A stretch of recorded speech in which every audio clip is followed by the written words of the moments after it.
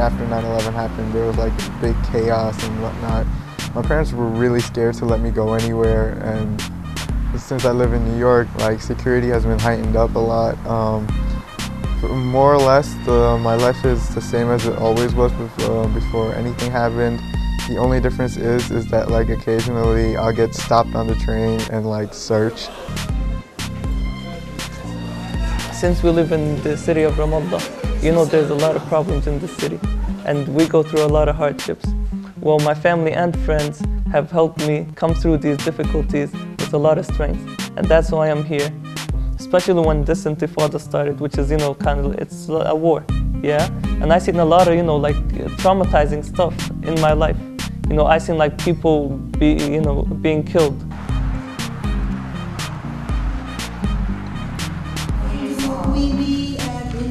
I remember that. Wait, does Angkor criticize the United States for bombing Cambodia? Nature? That's like...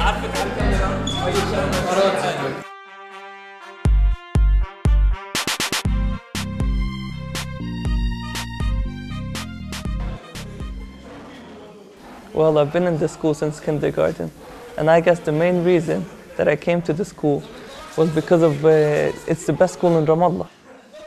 Cualquiera de esos tres están correctos, ¿ok? Cualquiera de esos tres. Okay, ¿quién sigue? Valdín. My parents decided to pick BFS as the school I attend because they saw that the school was very close-knit. The students knew each other well, the faculty knew each other well. When she came to visit, she didn't notice any big problems. My educational expectation is quite simple. I want to do the best I can do every time. I want to get into a really good school. My goal is to go to a good college and get through med school. I'm grateful. You should respect me. You should be thankful. My passion and my love goes towards more scientific research stuff and more experimental sides of life. What I'm going to study in the future is going to have to do with politics and international law. I want to bring peace to the Middle East so that all the Palestinians can come back and so that we can build Palestine. Why, like, from the things we see daily, like mothers sacrificing their lives for their children, everything mothers do for their children, you can't say, people like Nora, they're problem minorities. I really like to play soccer and basketball. And I have been playing both sports ever since I was young. I'm a student council president. I work, for example, with the USAID in helping, facilitate where money goes in Palestine. I work with the YMCA in making workshops for students. I am captain of the Model UN team. I play basketball. I like teaching children at the mosque. Do it again. Bounce, pass. Stay right there. My attendance at this Quaker school isn't much different, I suspect, from the normal everyday teen at the school. There's occasionally these little jokes about, oh, he's Arab or he's a Muslim, and it's like little jokes that they don't mean nothing when they say it, but it's just a little joke, and that's it. Well, I don't go through any of that. Contrarily, I go through he's a Muslim. He's one of us, he's from the same country, we need to help him. There's probably more Muslims than there are Christians, which is something real good for a Quaker school. Me being a Muslim in a Christian school, there's no differentiation. We all believe the same things, we all believe in all the Quaker values. And for that reason, you can't really ask how Quakerism is demonstrated by people. We don't demonstrate it, we live it. After my sister died, I was in a whole lot of pain. I didn't know what to do. I was emotionally numb. When my grandmother came, she made me go to the mosque and pray 5 times a day, where previously I'd barely ever go to the mosque. I don't think I even knew where the mosque was.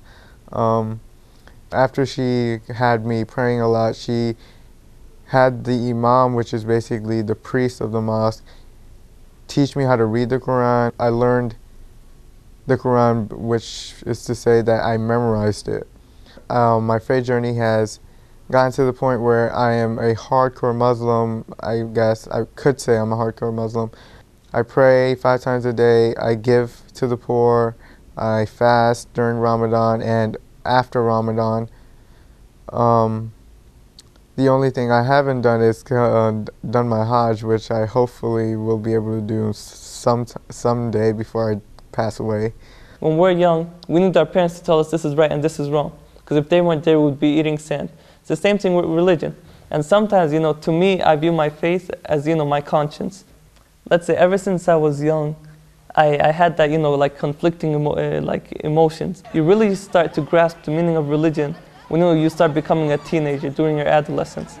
I mean, I haven't been always, my whole life, I haven't spent it on the straight line of religion. My journey was a zigzag journey. It wasn't straight. I wasn't going straight into the church. No, I kept going around our mosque. And so till now, then, I got 10th, 11th, 12th. And, you have to deal with a lot of stuff that religion doesn't really, especially Islam, it doesn't really, accept this kind of stuff. Stuff like what can I say? Stuff like not listening to your parents. Sometimes you just can't listen to your parents. Sometimes you listen to them, but it takes time. No one is perfect. No one can just say, okay, my religion says I need to listen to my parents, so I'm going to listen to them. Even though what they're saying may be right, you still have that instinct to say, no, you're wrong, I'm right. And to me, being religious isn't about, being a person who spends his whole life in the mosque praying, or a person who fasts the whole year, or a person who, who tries to be, like a Mr., he's in good shoes and he's always going straight. Yeah? No, a religious person is a person who knows when he strays and comes back to what's right. The principles of Quakerism fit well with Islam, such as it teaches peace, and Islam is technically the religion of peace. It teaches equality. It teaches community. Not only Muslims, but all religions are basically supposed to have this brotherhood.